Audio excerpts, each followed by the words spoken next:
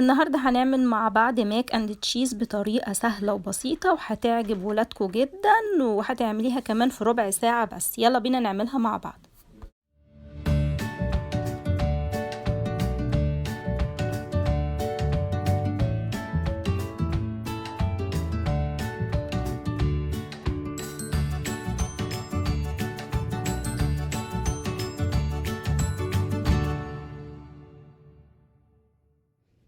السلام عليكم ورحمة الله، وأهلا وسهلا بحضراتكم في مطبخ نوجة العالمي. يا رب تكونوا كويسين وفي أحسن حال. النهاردة إن شاء الله هنعمل مع بعض كده طبق جميل ولذيذ ومغذي وولادنا كلهم بيحبوه. هنعمل مع بعض ماك تشيز، مكرونة بالجبنة. هعمل المقادير بتاعتي النهاردة نص كوباية من المكرونة اللي هي القلبوز، أو ممكن أي عقل صغيرة انت بتحبيها.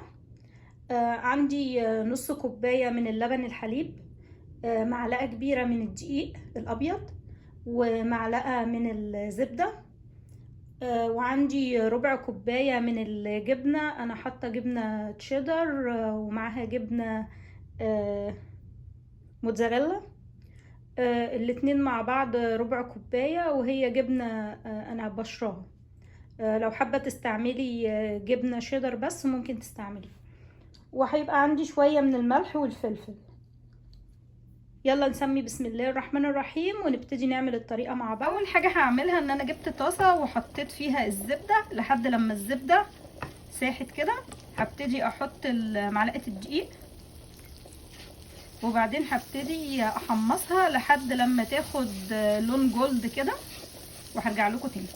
بعد لما الدقيق اتحمص وخد اللون الجولد ده، هبتدي انزل نص كوبايه اللبن الحليب، وبعدين هقلبه كده لحد لما يبتدي يغلي، وحد لما الخليط ده يبتدي القوام بتاعه يبقى متماسك كده ويبقى غليظ شويه. دلوقتي بعد لما تماسك الخليط بتاعنا كده عامل زي البشاميل، بس البشاميل اللي هو خفيف شويه، هبتدي انزل الجبنه المبشوره وهبتدي اقلبها كده لحد لما الجبنه تبتدي تسيح.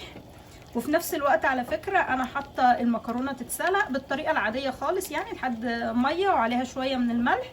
واول ما الميه بتبتدي تغلي حطيت عليها المكرونه، والمكرونه لحد لما تستوي تماما.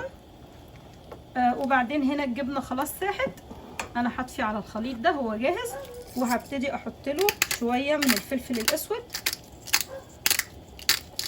حسب الرغبة، وشوية من الملح برضو حسب ما انتوا بتحبوها، طعمها مالح او طعمها يكون معقول، الملح بتاعها معقول.